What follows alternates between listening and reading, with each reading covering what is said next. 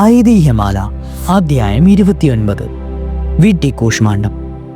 പണ്ട് കാരാട്ട് നമ്പൂരിയുടെ ശിഷ്യനായിരുന്ന കോഴിക്കോട്ട് ഏറ്റവും പ്രസിദ്ധനായിട്ട് ഒരു വിഷവൈദ്യനുണ്ടായിരുന്നു. അദ്ദേഹം വിഷമിറക്കുന്നതിനായി ഒരു സ്ഥലത്തും പോവുക പതിവില്ല. വിഷഭയമുണ്ടാകുന്നവരെ അദ്ദേഹത്തിന്റെ അടുക്കൽ കൊണ്ടുവന്ന് വിഷമിറക്കിച്ച് കൊണ്ടുപോവുകയാണ് പതിവ്. അദ്ദേഹം അതിനായിട്ട് യാതൊന്നും വാങ്ങുകയും പതിവില്ല. എങ്കിലും ജനങ്ങൾ മറ്റ് വല്ല കാരണവും പറഞ്ഞ് അദ്ദേഹത്തിന് ധാരാളം പണം കൊടുത്തു വന്നിരുന്നു. അതിനാൽ അദ്ദേഹം കാലക്രമേണ വലിയ ധനവാനായി തീരുകയും ചെയ്തു. അദ്ദേഹത്തിന്റെ അടുക്കൽ വിഷവൈദ്യം പഠിക്കുവാനായിട്ടും വളരെ ആളുകൾ ചെന്നുകൊണ്ടേയിരുന്നു. ചെല്ലുന്നവർക്കെല്ലാം അദ്ദേഹം ഓരോ ദിവ്യമന്ത്രങ്ങൾ ഉപദേശിച്ചയക്കുകയാണ് പതിവ്. ആ വിഷവൈദ്യം താമസിച്ചിരുന്ന സ്ഥലത്തിന്റെ തെക്കേതായി ഒരു വീടുണ്ടായിരുന്നു. അവിടെ കൊച്ചുരാമൻ എന്നു പേരുള്ള ഒരു ബാലനുണ്ടായിരുന്നു. ആ വീട്ടുകാർ കാലക്ഷേപത്തിന് യാതൊരു മാർഗവുമില്ലാതെ വളരെ കഷ്ടപ്പെട്ടാണ് നിത്യാവൃത്തി കഴിച്ചു വരുന്നത്. അങ്ങനെ ഇരിക്കുമ്പോൾ ദാരിദ്ര്യ ദുഃഖം സഹിക്കാൻ വയ്യാഞ്ഞിട്ട് തനിക്കും വിഷവൈദ്യം പഠിക്കണമെന്ന് കൊച്ചുരാമൻ നിശ്ചയിച്ചു. അവൻ അക്ഷരജ്ഞാനം പോലുമില്ലാതെ ഒരു വിഡ്ഢിയായിരുന്നു. അവന്റെ കഷ്ടപ്പാട് നിമിത്തം അവന് അങ്ങനെയൊരു മോഹം തോന്നിയെന്ന് മാത്രമേ ഉള്ളൂ. ആ കൊച്ചുരാമൻ ഒരു ദിവസം ആ വൈദ്യന്റെ ശിഷ്യന്മാരെ കണ്ട് വിഷവൈദ്യം പഠിക്കുന്നത് എങ്ങനെയെല്ലാമാണെന്ന് ചോദിച്ചു. അതിനവർ വിഷവൈദ്യം പഠിക്കണമെന്ന് ആഗ്രഹമുള്ളവർ ഗുരുവിന്റെ അടുക്കൽ ചെന്ന് തങ്ങളുടെ കൂടെ വിഷവൈദ്യം പഠിപ്പിക്കണമെന്ന് പറയണം. യഥാശക്തി വല്ലതും ഒരു ദക്ഷിണയും ചെയ്യണം. എന്നാൽ അദ്ദേഹം ഒരു മന്ത്രം ഉപദേശിച്ചു തരും. ആ മന്ത്രം ഭക്തിയോടുകൂടി അക്ഷരലക്ഷം ഉരുക്കഴിക്കണം. പിന്നെ ആ മന്ത്രം കൊണ്ട് വെള്ളം ഒതിയിഴിക്കുകയോ ഭസ്മം ജപിച്ചിടുകയോ എന്തെങ്കിലും ചെയ്താൽ വിഷമിറങ്ങും. അങ്ങനെയാണ് പതിവ്. ഇങ്ങനെയൊക്കെ പറഞ്ഞു. ഇത് കേട്ടപ്പോൾ കൊച്ചുരാമന് വളരെ സന്തോഷമായി. ഇതിന് പ്രയാസമൊന്നുമില്ലല്ലോ. എങ്കിലും തൽക്കാലം ഒരു ദക്ഷിണ ചെയ്യുന്നതിന് കൈവശമൊന്നുമില്ലായിരുന്നതിനാൽ അവന് വളരെ വിഷാദമുണ്ടായി. അവരുടെ പുരപ്പുറത്തൊരു കുമ്പളം കയറി പടർന്നു കിടപ്പുണ്ടായിരുന്നു. അതിന്മേൽ 5-6 കായും ഉണ്ടായിരുന്നു. തൽക്കാലം ഗുരുവിന് ഇത് കൊണ്ടുചെന്ന് കൊടുക്കാമെന്ന് നിശ്ചയിച്ചിട്ട് അവൻ അന്ന് തന്നെ അതെല്ലാം പറിച്ച് കെട്ടിവെച്ചു. പിറ്റേ ദിവസം ശിഷ്യരും മറ്റും വന്ന് കൂടുന്നതിന് മുമ്പ് ഉപദേശം വാങ്ങണമെന്നുള്ള നിശ്ചയിച്ച് കൊച്ചുരാമൻ വെളുപ്പാൻ കാലത്ത് കുമ്പളങ്ങ ചടുമെടുത്ത് വൈദ്യന്റെ അടുക്കിലേക്ക് പോയി. വൈദ്യൻ ഉണർന്നെന്നേറ്റ് പുറത്തു വന്നപ്പോൾ കൊച്ചുരാമൻ കുമ്പളങ്ങ ചുമട് വൈദ്യന്റെ മുമ്പിൽ വെച്ച് താണു തൊഴുതു. "നീ എന്തിനാണ് വന്നത്?" എന്ന് വൈദ്യൻ ചോദിച്ചു. "എന്നെ കൂടി വിഷവൈദ്യം പഠിപ്പിക്കണമെന്ന് കൊച്ചുരാമൻ പറഞ്ഞു." അത് കേട്ട് വൈദ്യൻ "അതിന് വിഡ്ഢി, കൂഷ്മാണ്ഡം എന്തിനാണ്?" എന്ന് ചോദിച്ചു. വിഷവൈദ്യം പഠിക്കുവാനുള്ള ധൃതിയും പരിഭ്രമവും കൊണ്ട് കൊച്ചുരാമൻ വൈദ്യൻ പറഞ്ഞത് മുഴുവൻ കേട്ടില്ല. വിഡ്ഢി കൂഷ്മാണ്ഡം എന്ന് മാത്രമേ അവൻ കേട്ടുള്ളൂ. അത് മന്ത്രമാണെന്നും അതുകൊണ്ട് ഉപദേശം കഴിഞ്ഞുവെന്നും തീർച്ചപ്പെടുത്തി. അവൻ ഉത്തരമൊന്നും മിണ്ടാതെ വൈദ്യനെ ഒന്നുകൂടി തൊഴുതിട്ട് അവിടെ നിന്ന് ഇറങ്ങിപ്പോവുകയും ചെയ്തു.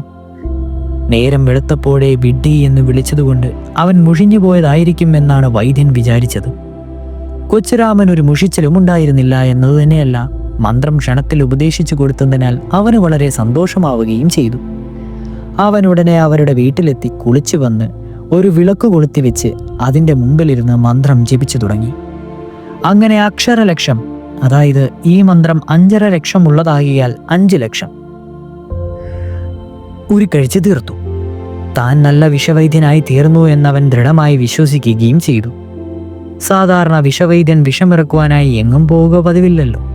ചെന്ന് കടികയില്ലെന്നും ചെന്ന് വിഷമിറക്കുകയില്ലെന്നും സർപ്പങ്ങളും വിഷവൈദ്യന്മാരും തമ്മിൽ സത്യം ചെയ്തിട്ടുണ്ടെന്നാണല്ലോ പറയുന്നത്. എന്നാൽ നമ്മുടെ കൊച്ചുരാമൻ അത് കേട്ടിട്ടില്ലായിരുന്നു.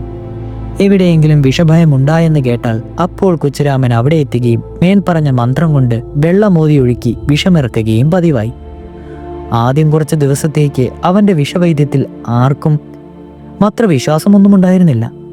ക്രമേണ എല്ലാവർക്കും അനുഭവപ്പെട്ടു തുടങ്ങിയതും വിശ്വാസം ജനിക്കുകയും ചെയ്തു. അങ്ങനെ കുറച്ചു കഴിഞ്ഞപ്പോൾ കൊച്ചുരാമന് വൈദ്യൻ എന്നുള്ള പേര് സർവത്ര പ്രസിദ്ധമായി തീർന്നു. വിഷഭയമുണ്ടാകുന്ന ദിക്കിലെല്ലാം അവനെ ആളുകൾ വന്ന് വിളിച്ചുകൊണ്ടുപോയി തുടങ്ങി. അവൻ ആ വിഷയത്തിൽ ധാരാളം പണം കിട്ടുക ചെയ്തു. വിഷമിറക്കിയാൽ അതിനൊന്നും വാങ്ങരുതെന്നുള്ള പ്രമാണം നമ്മുടെ കൊച്ചുരാമ വൈദ്യൻ അത്ര വകവെച്ചിരുന്നില്ല. ഈ വിധത്തിൽ വലിയ സമ്പന്നനായി തീരുകയും ചെയ്തു. അവനൊരു വലിയ വീട് പണിയുകയും വളരെ നിലവും പുരയിടവും വീട്ടിൽ വേണ്ടിവരുന്ന ഭരണി, പാത്രങ്ങൾ, ആഭരണങ്ങൾ മുതലായവയെല്ലാം സമ്പാദിക്കുകയും ചെയ്തു. അങ്ങനെ ഇരിക്കുമ്പോൾ കോഴിക്കോട്ട് അന്ന് നാടുവാണിരുന്ന സാമൂതിരിപ്പാട് തമ്പുരാന് വിഷഭയമുണ്ടായി. അനേകം വിഷവൈദ്യന്മാർ പഠിച്ച പണിയെല്ലാം നോക്കിയിട്ടും വിഷമിറങ്ങിയില്ല. 3-ാം ദിവസം തമ്പുരാനെ നിലത്തിർത്തിക്കുന്ന ശവസംസ്കാരത്തിന് വേണ്ടുന്ന വട്ടങ്ങൾ കൂട്ടിത്തുടങ്ങി. അപ്പോഴാണ് അവിടെ ചിലർക്ക് കൊച്ചുരാമ വൈദ്യനെ ഓർമ്മ വന്നത്. അയാളെ കൂടെ ഒന്ന് വരുത്തിക്കാമെന്ന് ചിലർ അഭിപ്രായപ്പെട്ടു. ഇനി ആരെയും കാണിച്ചിട്ട് പ്രയോജനമില്ല, ഇവിടെ കഥ കഴിഞ്ഞു എന്ന് മറ്റു ചിലരും പറഞ്ഞു. എന്താണെങ്കിലും അയാളും കൂടി ഒന്ന് വരുത്തണമെന്നും അവർ തീർച്ചപ്പെടുത്തി. ഒരു മേനുവും കൊടുത്തയച്ചു. അങ്ങനെ അവർ ചെന്ന് കൊച്ചുരാമ വൈദ്യനെ കണ്ട് വിവരം പറയുകയും വൈദ്യൻ ക്ഷണത്തിൽ വരികയും ചെയ്തു. വൈദ്യൻ വന്ന് തമ്പുരാനെ കണ്ട ഉടനെ കോവിലകത്ത് മടപ്പള്ളിക്കാരനായ കുട്ടിപ്പട്ടരെ വിളിച്ച് ക്ഷണത്തിൽ ഉടനെ കഞ്ഞി ഉണ്ടാക്കുവാൻ പറഞ്ഞു. അത് കേട്ട് അവിടെ കൂടിയിരുന്ന മറ്റു വിഷവൈദ്യന്മാരെല്ലാം അതെന്തിനാണ് എന്ന് ചോദിച്ചു. തിരുമനസ്സുകൊണ്ട് അമൃതേതു കഴിച്ചിട്ട് 2-3 ദിവസമായല്ലോ. വിഷമിറങ്ങുമ്പോൾ അവിടേക്ക് വളരെ ക്ഷീണവും വിശപ്പും ഉണ്ടായിരിക്കും. അപ്പോൾ അവിടേക്ക് കൊടുക്കുവാനാണ് കഞ്ഞി എന്ന് കൊച്ചുരാമ വൈദ്യൻ മറുപടി പറഞ്ഞു. അത് കേട്ടെല്ലാവരും പുഞ്ചരസത്വത്തോടുകൂടി പുഞ്ചിരിയിട്ടു. തമ്പുരാന്റെ കഥ കഴിഞ്ഞുവെന്നായിരുന്നു അവരുടെ വിശ്വാസം. അല്ലെങ്കിൽ നിലത്തിറക്കുകയില്ലല്ലോ. കൊച്ചുരാമ വൈദ്യൻ കുറച്ച് വെള്ളമെടുത്ത് വിഡ്ഢി ഗൂഷ്മാണ്ഡമെന്ന് 108 തവണ ജപിച്ച് തമ്പുരാന്റെ മുഖത്ത് തെളിച്ചു. ഉടനെ തമ്പുരാൻ കണ്ണു തുറന്നു. വൈദ്യൻ പിന്നെയും ഒരു പ്രാവശ്യം കൂടി അപ്രകാരം വെള്ളം ജപിച്ച് തളിച്ചു. തമ്പുരാൻ കൈയും കാലും ഇളകിത്തുടങ്ങി. 3-ാമതും വൈദ്യൻ വെള്ളം ജപിച്ച് തിളച്ചു. ഉടനെ തമ്പുരാൻ എണീറ്റിരുന്നു. കഞ്ഞി കുടിക്കണമെന്ന് കൽപ്പിച്ചു. തൽക്ഷണം കഞ്ഞി കൊണ്ടുവരികയും തമ്പുരാൻ വയറ് നിറച്ച് കഞ്ഞി അമൃതത്ത് കഴിക്കുകയും ചെയ്തു. പിന്നെ സ്വല്പം കഴിഞ്ഞപ്പോൾ വിഷമിറക്കിയത് ആരാണ് എന്ന് കൽപ്പിച്ച് ചോദിച്ചു. ഈ ഇരിക്കുന്ന കൊച്ചുരാമ വൈദ്യനാണ് എന്ന് സേവകന്മാരിൽ ഒരാൾ അറിയിച്ചു. തമ്പുരാൻ സന്തോഷിച്ചു കൊച്ചുരാമ വൈദ്യന് 2 കൈക്കും വീരശൃംഖലയും 10,000 പവനും 10 കുത്തുപട്ടവും സമ്മാനമായി കൽപ്പിച്ചു കൊടുക്കുകയും വൈദ്യനെ പല്ലക്കിൽ കയറ്റിയെടുത്ത് വാദ്യാഘോഷങ്ങളോടുകൂടി അയാളുടെ വീട്ടിൽ കൊണ്ടു ചെന്ന് ആക്കുന്നതിന് കൽപ്പിക്കുകയും ചെയ്തു. ഇതെല്ലാം കണ്ടും കേട്ടും കൊണ്ട് നിന്ന മറ്റുള്ള വൈദ്യന്മാർക്കുണ്ടായ ലജ്ജയും അത്ഭുതവും എത്രമാത്രമാണെന്ന് പറയേണ്ടതില്ലല്ലോ. ആ വൈദ്യന്മാരുടെ കൂട്ടത്തിൽ നമ്മുടെ കൊച്ചുരാമ വൈദ്യരുടെ ഗുരുവും ഉണ്ടായിരുന്നു. പക്ഷെ അയാൾ അതിൻ്റെ ഉപദേശം കൊണ്ട് സാധിച്ചതാണെന്ന് വിചാരിച്ചില്ല. വിഡ്ഢി എന്ന് വിളിച്ചത് നിമിത്തം ഇയാൾ എവിടെയോ പോയി ഈ ദിവ്യത്വം വശമാക്കി വന്നതാണ് എന്നാണ് അയാൾ വിചാരിച്ചത്. കൊച്ചുരാമ വൈദ്യൻ ആൾക്കൂട്ടം നിമിത്തം തൻ്റെ ഗുരുവിനെ അപ്പോൾ കണ്ടുമില്ല. കൊച്ചുരാമ വൈദ്യനെ കൽപ്പനപ്രകാരം പല്ലക്കിൽ കയറ്റിയെടുത്ത് പട്ടാളക്കാർ മുതലായവരുടെ അകമ്പടിയോടെ വാദ്യാഘോഷത്തോടും കൂടി വീട്ടിലേക്ക് പുറപ്പെട്ടു. പിന്നാലെ അസംഖ്യം ജനങ്ങളും കോവിലകത്ത് കൂടിയിരുന്ന വിഷവൈദ്യന്മാരും നടന്നു. അങ്ങനെ പോകുമ്പോൾ ഒരിക്കൽ കൊച്ചുരാമ വൈദ്യൻ തിരിഞ്ഞു നോക്കിയപ്പോൾ ആ ആൾക്കൂട്ടത്തിൽ തൻ്റെ ഗുരുവിനെയും കണ്ടു. ഉടനെ പല്ലക്കിറക്കി വയ്ക്കുവാൻ വൈദ്യൻ പറയുകയും ചുമട്ടുകാർ ഇറക്കി വയ്ക്കുകയും ചെയ്തു. ഉടനെ കൊച്ചുരാമ വൈദ്യൻ പല്ലക്കിൽ നിന്നിറങ്ങി തനിക്ക് കിട്ടിയ സമ്മാനങ്ങളെല്ലാം എടുത്ത് ഗുരുവിൻ്റെ പാദത്തിങ്കൽ കൊണ്ടുചെന്ന് വെച്ച് നമസ്കരിച്ചു. ഇത് കണ്ട അയാൾ അത്ഭുതപ്പെട്ട് അതിൻ്റെ കാരണം ചോദിച്ചു. അപ്പോൾ കൊച്ചുരാമ വൈദ്യൻ ഇതെല്ലാം അവിടുത്തെ ഉപദേശവും അനുഗ്രഹവും കൊണ്ട് കിട്ടിയതാണ്. ഇതിനു മുമ്പും എനിക്ക് വളരെ പണവും സമ്മാനങ്ങളും അവിടുത്തെ കാരുണ്യം കൊണ്ട് കിട്ടിയിട്ടുണ്ട്. ഇതുവരെ അവിടെ നിന്നൊന്നും കൊണ്ടുവരുവാൻ സാധിച്ചിട്ടില്ല. അതിനെക്കുറിച്ച് കൃപകേടുണ്ടാകരുത്. എൻ്റെ പേരിലുള്ള വീഴ്ചകളെല്ലാം ക്ഷമിച്ച് ഇതിനെ അവിടുന്ന് സ്വീകരിക്കണമെന്ന് പറഞ്ഞു. ഇത് കേട്ട് ഗുരു പറഞ്ഞു, ഞാൻ നിങ്ങൾക്കൊന്നും ഉപദേശിച്ച് തന്നിട്ടില്ലല്ലോ. മരിച്ചവരെ പോലും ജീവിപ്പിക്കുന്നതായ ഈ വിദ്യ നിങ്ങൾ എനിക്ക് ഉപദേശിച്ച് തരണമെന്ന് ഞാൻ അപേക്ഷിക്കുന്നു. കൊച്ചുരാമ വൈദ്യൻ മറുപടി പറഞ്ഞു, എനിക്ക് അവിടുന്ന് ഉപദേശിച്ച് തന്നിട്ടുള്ള മന്ത്രമല്ലാതെ വേറെ യാതൊരു വിദ്യയുമില്ല.